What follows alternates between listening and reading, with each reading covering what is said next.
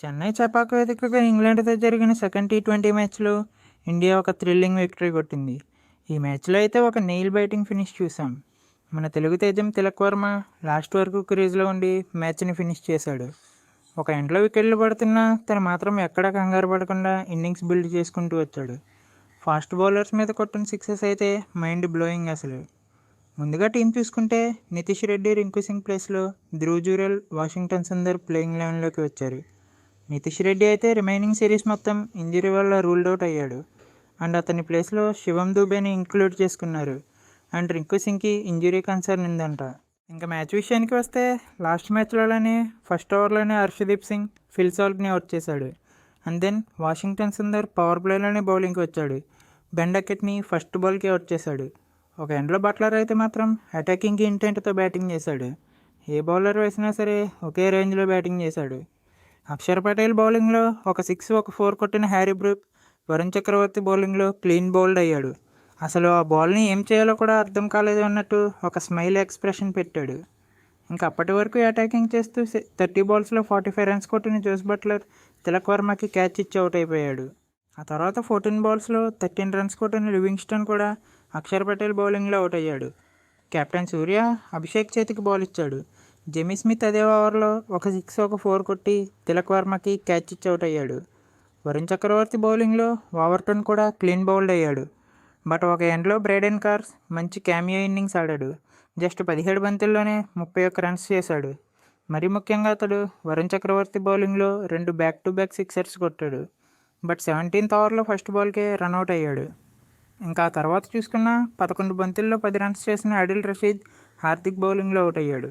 ఇంకా Jofra Archer 9 బాల్స్లో 12 runs కొట్టడంతో ఇంగ్లాండ్ 20 ఓవర్స్లో 9 వికెట్స్ కోల్పోయి 165 రన్స్ చేసింది. ఇంకా మన టీమిండియా బౌలర్స్ చూసుకుంటే అక్షర్ పటేల్, వరుణ్ చక్రవర్తి తలో 2 వికెట్స్ తీయగా హర్షదీప్ సింగ్, హార్దిక్ పాండ్యా, వాషింగ్టన్ సుందర్, అభిషేక్ శర్మ తలో 1 వికెట్ తీశారు.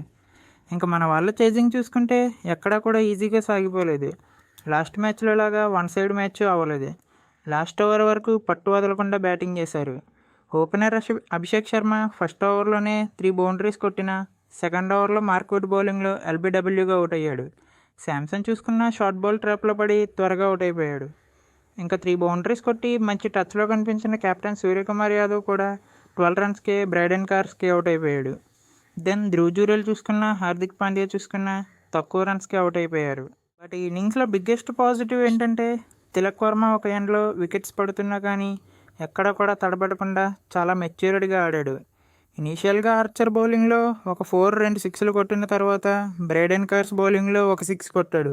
బట్ ఆ తర్వాత వికెట్స్ పడుతున్నా కంగారు పడకుండా స్ట్రైక్ రొటేట్ చేస్తూ వాషింగ్టన్ సుందర్తో కలిసి ఇన్నింగ్స్ని చక్కదిద్దాడు.